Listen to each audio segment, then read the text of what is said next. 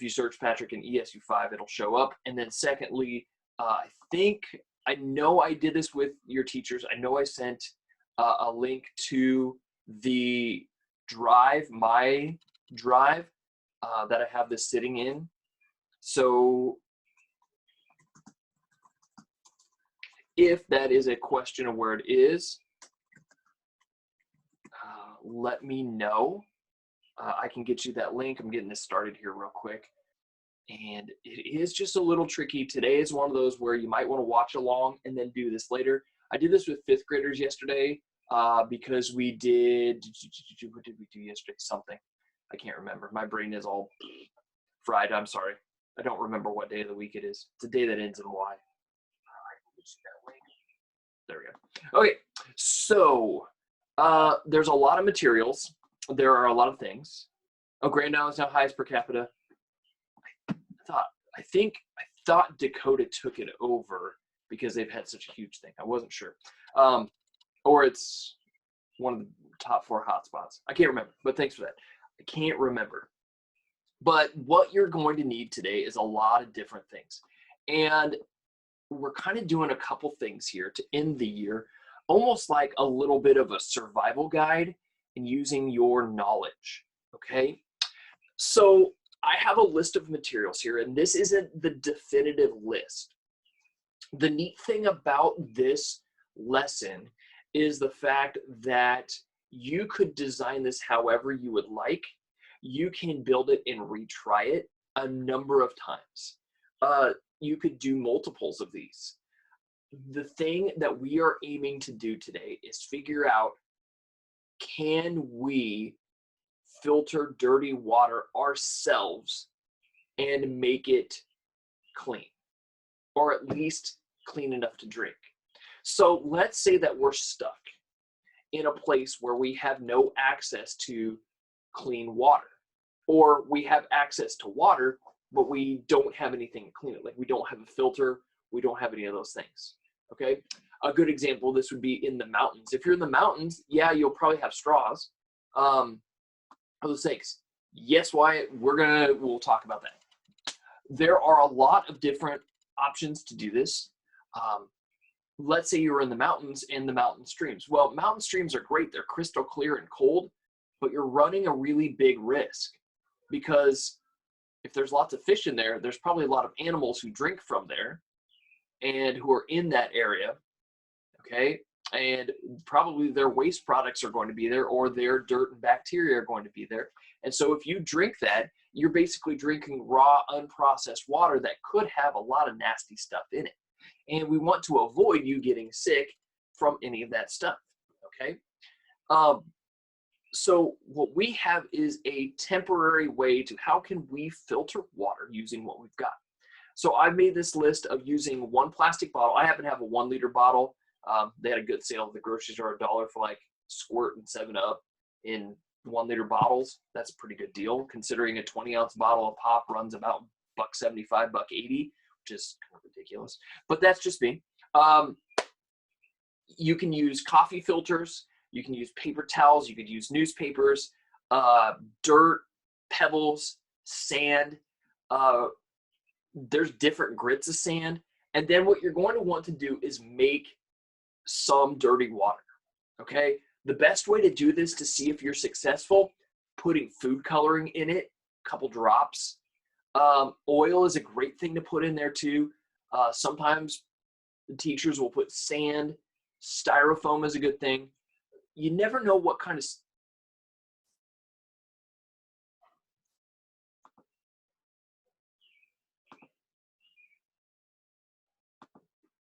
that was weird. My camera was on the fritz. Whoa, hello there on the fritz camera. Hang on. Whoa, there we go. Now that we finally stopped tripping out there from the wild shaking thing. Sorry if you're epileptic and you're prone to seizures. That was not intentional. This camera does it sometimes. Anything that you use to make your water dirty is up to you, okay? I would keep it simple. The best way to start with is just add some food coloring and oil and see if you can get the oil out of there and try to get the food coloring out. Because the one thing that makes this the most difficult to get out of there is the food coloring. Other thing you could try is, could you filter your own, like, could you filter salt water? and ocean water. That'd be another good challenge to try. It would be very, very difficult. Okay, so why is this important? Because we basically have a very limited amount of water on the earth. Okay, so when we break this down, 97% of our water on the earth is found in oceans, stuck as salt water. Okay, if you've ever been to the ocean or gulfs and you've drank some of that water on purpose or accident, not good, really bad. Okay, I went snorkeling when I was on a trip. We took a big family trip to Jamaica, went snorkeling. It was great, but by that time my face and my lips were so puckered and dry from just 20-30 minutes of snorkeling, it was ridiculous. Okay, another 1.5 to 1 3/4% is frozen in ice caps. That leaves between us and about 7 billion people on the earth 1% of the total amount of water available to us to share. 1% of all the water on the earth we have to share between 7 billion people. That's a lot. That'd be like this little section right here of this bottle. The rest is all stuff we can't use.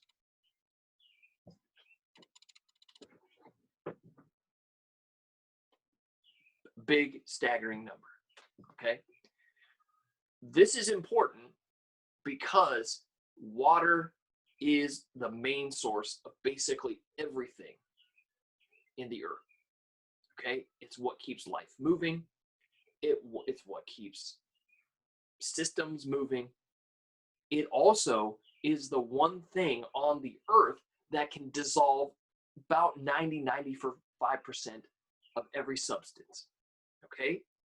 You can put salt, sugar, not quite that much sand, but that's a little trickier. You can kind of get it to make a sandy water solution. You can make dirt and water, you can get that to work. You can basically dissolve just about anything in water, except for oils and fats, but that's something different.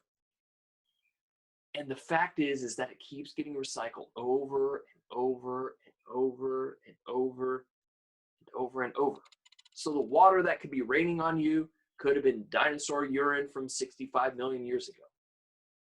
Because the earth is basically a closed system. Okay? We have the atmosphere that traps everything in there. Okay? All the air is recycled, the carbon dioxide. You could be, sniffing dinosaur farts from 100 million years ago. Yeah, I know I said that. Okay? You could be smelling that. That could be part of it. There's a little carbon in everything. Okay? A flake of your skin could be part of the dirt out there. Okay? Everything on the earth is recycled. We're really, really good at recycling.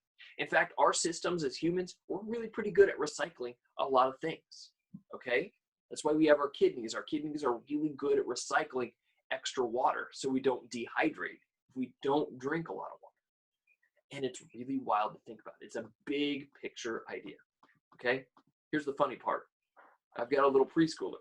She was actually putting together a water cycle thing. So we've got precipitation. It's supposed to be raining here sooner or later. They said it was supposed to be raining. AccuWeather is never wrong. Okay? But that precipitation is going to happen. You're going to get a little bit of rain or snow or sleet or thunder sleet, okay, or thunder hail. I don't know. It's eventually going to run off. It's going to either pool into little puddles and then evaporate back into the air and create another set of clouds that will become precipitation. Or the one thing that it can do, and we see this a lot in Nebraska when we water our plants, we see a lot of what's called infiltration. The water is actually going into the earth. And those of you who live in rural areas, okay, city water's kind of tricky. This is a really good 5th grade one. This is a good one too, because we kind of talked about it last year. When you are in a rural area, most of the time you sink a pump or sink a well. Okay, the well water is drawing up moisture that's trapped. And no, it's not a gigantic underground thing. It's the little things in there. That's why they have a filter on the bottom of the pond or the well, so it keeps all the sediments from getting in, but that doesn't always happen. But that water that comes out of the ground is pretty clean, because the earth is a really good natural filter. Any wastewater in like towns and cities go back to a wastewater treatment facility where they filter out most of the solids and bacteria, and they treat it heavily with chlorine and things like that to get rid of all the microbes, and then they try to recycle it and bring it back and reuse what they can. We're pretty good at recycling, okay? That's another whole nother thing. But most of what happens here in the state of Nebraska is we have a lot of infiltration, because we have one of the world's we're sitting on. Well, if you're out at Thayer Central and a little bit further west, you're kind of sitting right on top of the Ogallala Aquifer, which is a really ginormous underground aquifer full of water. It's actually been recharged lately, which is good. For a while, it was getting drawn down quite a bit. The neat thing when you head from about Fairbury west, the soil types start changing. It starts going from heavy clay where I am, where it's very thick and it cakes up, to where you start headed towards, you know, Fairbury, Hebron, Deschler, Bruning. You get a lot of mixture with sand. You're starting to get towards the sand hills, which is actually a really good dirt because it filters really well. Now, it doesn't hold a lot of moisture, but it filters great. It's looser and a little bit easier to work with. And the neat thing to do is drive 136 from Fairbury to Hebron, and you'll see pockets of little sandhill type things. Okay, don't believe me? I think it's somewhere between the turnoff, somewhere between Gilead and Hebron. There's like a little valley that's basically looks like a mini sandhill cliff. It's really kind of cool. Okay, if you've ever been to the sandhills, go. It's beautiful out there. Really neat. Nebraska has some unique geology. There's also one drive that always boggles my mind. You may have never been this direction. I do, because I'm from Northeast Nebraska. There's a little turnoff outside of Silver Creek, Nebraska, that's kind of a back highway north, kind of like Highway 5 connects Deschler to Davenport, kind of in Carlton right there. When you take this, you leave the Platte River Valley, which is nice farmland. You go up over a hill and you're kind of going to Monroe, Nebraska, which is outside of Columbus. And you basically drive and you get into these hills, and then all of a sudden the hills go from farmland to these sandhill pasture lands like western Nebraska. And then all of a sudden you dive down to this hill and you dive down into this river basin, which is part of the, I can't remember what river it is. It's a creek, and boom, it goes right back to heavy farmland, darker soils. It's the wildest, weirdest thing, because on one side it's regular farmland, on the other side it's scrub like sandhills. It's the weirdest drive. Sandy Creek, I haven't been out that way in quite a long time. Okay, so yeah, there's a lot of cool things. And so when we do all of this stuff, okay, we know that if we make salt water and we boil water, we can leave some things behind by evaporation. Okay, we get rid of all these impurities. Yeah, that big Sandy Creek is fairly similar to that. Very interesting thing. You get some weird stuff. We're always going to have little dirt, bacteria, things like that, and we can clean it with chlorine. Okay, but when we infiltrate, we get all the contaminants out for the most part, because it'll cling to a lot of things. So, okay, here's what we're going to do. I'm going to show you how to do this. We're going to filter out some different things, and I'm going to show you kind of how to build this and how to go there. I think I talked quite enough. I like talking about, I do like talking about this because I find it to be very unique and different, and it's kind of a big picture idea. Now, somebody asked me, if I don't have a bottle like this, if I don't have a bottle, can I use like a cup? Sure. If you remember back when we did our DNA, remember how we kind of pushed down our filter in here? You can build your water filter in here, just maybe double layer, or I would double layer a filter in case it snaps and breaks through because the water and how heavy it is. Just build your water filter right in here like this. That'll work perfect. Okay, it doesn't have to be a 20-ounce bottle. This is where water bottles will actually work well. So the first thing I'm going to do is I'm actually going to cut this. I'm going to make the bottom a little bit what do I want to say? A little bit bigger than this top part, because I need to have space when the water goes through the filter I build here. It needs to be able to collect down here. So I'm going to go ahead and I'm going to cut this. Now, please don't cut yourself. Cut plastic is actually quite sharp, so please don't hurt yourself. Try to cut it as straight as you can, which will be tricky. Notice I got a little bit of a shard there. Perfect. Do a little bit of this here. Okay. See this little piece right here? That's going to end up snagging your finger. Don't let it snag your finger. Okay. If you're doing this along with me, I'm going to go a little bit quicker because I just want to make sure we get this done. See how I'm making sure I leave enough space? Because when I pour water in here, which you don't need to pour a ton of water, you need some space for the filtered water to collect down here. Now my bottle's green. It's going to be very tricky to see if we were to filter water, but I'm just going to show you how to build it. Okay, so first things first, your best idea to do is to put a cotton ball plug down here. That way nothing falls through. If you want to even make it so you can recycle it a couple times, put a coffee filter in here, or I just have some toilet paper, okay? The only problem with toilet paper, it's just so thin, but it would help keep your bottle clean so you can reuse it, okay? So I'm gonna maybe put some toilet paper down there. Now, when you go to build your filter, it doesn't matter what order you put things in. It does not matter what order you put things in.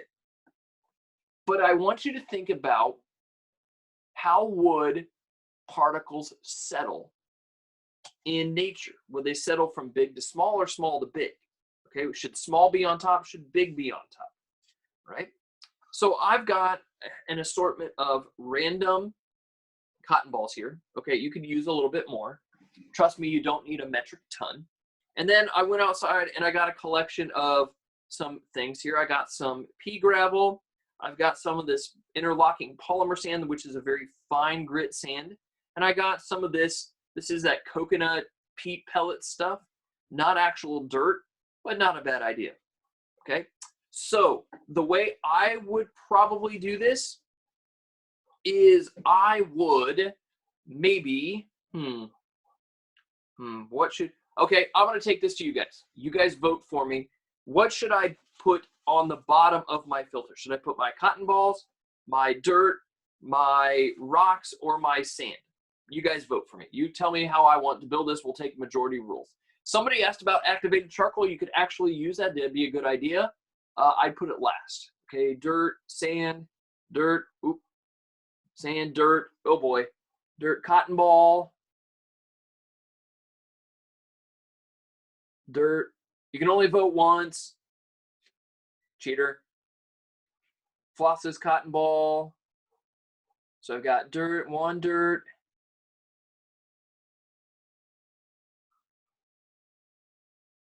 sand, two cotton ball, dirt. Okay, I need a tiebreaker. Oh, cotton ball. Who do I have in my thing of people that I could use as a tiebreaker? I'm going to look through here. Oh, man.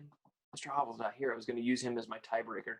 Oh, boo. All right, who voted here? Let's see. Dirt.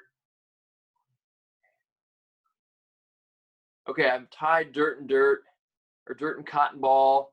All right, Mr. Floff voted. His vote counts too. So we're going to put cotton ball down here. Now, so cotton ball is going to go on the bottom here. Okay, what I would do is I just take my cotton ball, and instead of leaving it as cotton balls, I would actually kind of pull it apart to make it a little bit thicker. Okay, pull this and stretch it just a little bit, maybe make a neat little filter out of it. And then, sorry, Mason. Age votes over rules here. All right, so I'm going to put that right here. Okay, that's going to go. So I'm keeping my TP there. I've got this next. Now, I've got three choices. I've got dirt, I've got pebbles, and I've got sand. What should I do next? What would be my next most logical choice? Okay, Mason is definitely all about that dirt. Sand, dirt, sand, dirt, sand. Cardboard. I don't have cardboard. Sorry. 1, 2, 3 sands, 4 sands. 1, 2, 3. Sand. All right, sand it is. Sand has been voted. Sand has been voted for. All right, so I'm going to take my sand. Now, notice this sand's texture. Okay, this is a very, very fine grit sand. There are many, many, many, many, many different textures of sand. Usually when we send this out, we usually have multiple different grits of sand. Okay, one that's a little bit more coarse, one that is a little bit finer. Okay, so this would be a very fine grit sand. Okay, I'm going to put some sand over the top here. Now notice this isn't working great, but it's not bad. Okay, there we go. And I'll grab my left, my scoop here. There we go. I'm going to kind of level it out. If I had a little bit more, I could add a little bit more there, but I think that might work. Okay, so I put some sand on top of there. Everybody notice I put some sand on top of there. All right, I can see some of my cotton ball filter. In a real world, if I would do this, I'd probably make a little thin layer of sand. Okay, maybe, you know, a finger thickness. All right, now, all right, back to the crowdsourcing here. I've got dirt left. I've got dirt left, and I've got my rocks left. What's my next best choice? What's my next best choice? All right, dirt, pebbles, dirt. Man, it's always a 50-50. Let's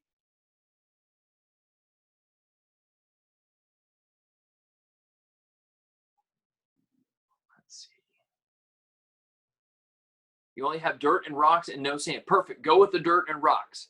You might have to make layers. You know, ogres have layers, onions have layers. Okay. 1 dirt, 2 dirts, 3 dirts, 1 gravel, 2 gravels, 3 gravels. Dirt it is. All right, dirt it is. Okay, so we're going to take dirt here. I've got this little peat pellet. If I had dirt, I'd use dirt, but I've got this little peat pellet, so I'm going to kind of grind it up. And this stuff is the stuff that actually swells a little bit, and it actually absorbs some water. So that may or may not be your best choice. It might be a little bit tougher to use. I actually have this left over from seeds that actually decided they didn't want to grow this year. That's fine. I didn't have much luck with my seedlings. So there I go. I'm making this giant mess here, which my better half is going to be so happy about, which leaves me with rocks and pebbles at the top. So you guys have chosen, and there's a little bit of sand there. So you guys have chosen to build a filter that goes from large particles towards small particles. Now, so the larger particles are going to be here at the top. The smaller, finer particles are down at the bottom. And again, would that make sense? Probably would make very good sense. I would have to agree that your guys' design right here is probably a pretty smart design. Because if you have the bigger pebbles here, you can take the bigger chunk solids out here, and as you keep going down and down and down, you would filter finer and finer particles. Not a bad idea at all. But when we think about it in nature, the way things settle in nature when it comes to sediments is actually opposite. The finer particles are on the top, the bigger particles are on the bottom, okay? So something to kind of think about, okay? Kind of a unique thing. And what I would do is I would just take a small amount of water, okay? Maybe a cup of dirty water. I don't think you need a whole lot, right? And I will, okay, let me jump back here, okay, to my thing. Okay, so I've got this Aquafina bottle. There's no coloration in it. And what I would do is I'm just going to pour enough water in here to let it sit and let it filter. Now, here's the problem. Is it going to take some time? You bet. Is it going to take this forever? Absolutely. In fact, I'm going to run into a problem because number one, this stuff right here, this peat pellet will actually swell and absorb water.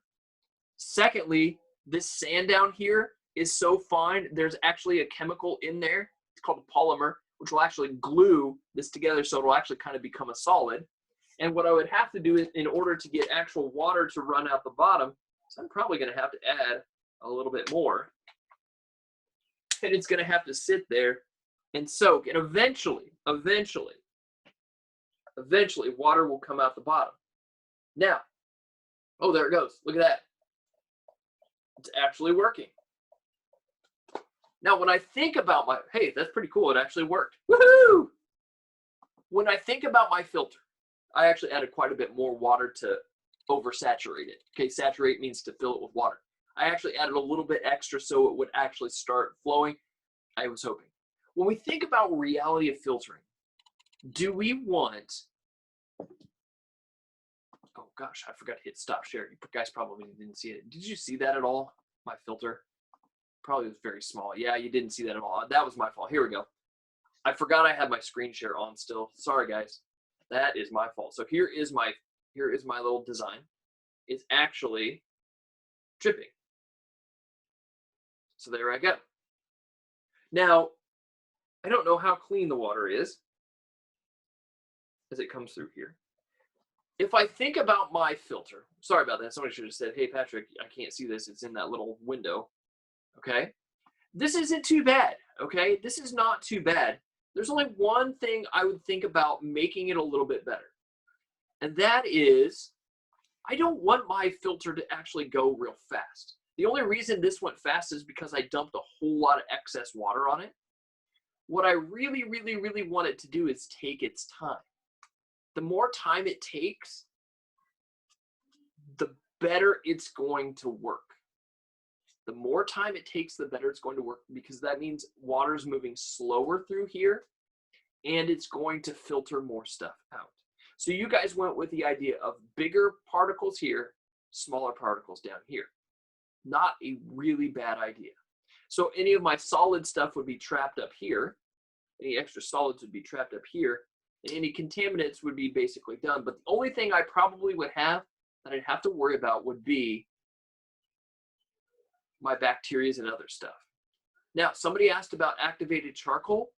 If you have activated charcoal, which is what Brita pitchers use, is I would put it basically right down here so it doesn't stain my clothes, and it actually works the best when it's right here at the end. Activated charcoal removes a lot of the coloration, but the biggest reason you would use activated charcoal in nature in filtering this water is mainly because of taste. Okay, that would be the biggest reason. I would still, if I were in nature, I would probably still boil this water just in case, briefly, but just in case, to make sure I kill all the bacteria. Okay? Yes, absolutely. E. coli is nasty. It is natural stuff that actually lives in the guts of basically all living things. But if it gets out of your intestines and into your rest of your digestive system, it basically is like food poisoning, just even worse. Okay? There's a lot of really nasty bacteria out there. I wouldn't worry so much about salmonella. I would actually be more worried about what's called Vibrio cholera, which is what a lot of people used to have problems with because of old sanitation issues. They didn't have good wastewater treatment, and moving their wastewater out of their things. They used to just either pile it in the streets, or there used to just be gutters running in the streets and it would just flow. So the problem is that water would be contaminated and they wouldn't boil it, and they'd end up getting nastily sick. Okay. We don't have it a whole lot anymore, only in places where it's a big issue. So let me go back to my share screen. I want to show you kind of some interesting things. So real quick, when you look at it, it says 1 in 5 people don't have access to safe drinking water. There's 22 people here right now. Okay, let's round it down to 20. That means actually, let's round it up to 25. That means 1 in 5 people. So that means of our 25 people, 5 of you worldwide would not have access to safe drinking water because of chemical contamination, bacterial contamination, or just it's so arid you don't have any place to go get it. For example, places in the sub-Saharan African nations where they have to walk long distances to go to rivers that might be polluted, with waste from things, chemicals, people, animals, whatever. And yes, we have this worry about water shortages. In fact, the state of Nebraska has been in a lot of lawsuits and in a lot of water rights fights for the Platte River in the western part of the state of Nebraska with Colorado, Wyoming, but also with the state of Kansas with the Republican River. And a lot of it deals with how much water they can actually draw off of the rivers in order to use for irrigation or drinking water. It's kind of a weird thing. You would think, why would states be angry about it? Because a lot of those places, they are very heavily protective of it because those are their drinking water sources, and especially in Nebraska, the big irrigation sources. So when we think about what we use, okay, what chemicals we use on our farms, what chemicals we use in soaps that we do, and remember, this all goes into our wastewater, and it goes into our city treatments, or for some of you in rurals, they get pumped out. It all has to be filtered somehow. It all goes somewhere. Once you contaminate a water source, it's really hard to clean it back up. Okay, so sorry about goofing up my share there. This is your filter. Have fun with it, build it, rebuild it, try it, see if you can get the best possible one. The way you have it built now with your big particles down to small is by far the best design. You could use grass, you could use whatever you have in nature. The best thing I've seen on those survivor shows that they talk about, moss is a great thing. Okay, so there's a lot of ways to do this, a lot of interesting ways to attack this problem. But remember, the water we have, we're limited to 1%. That's all we've got to share between 7 billion people, right? So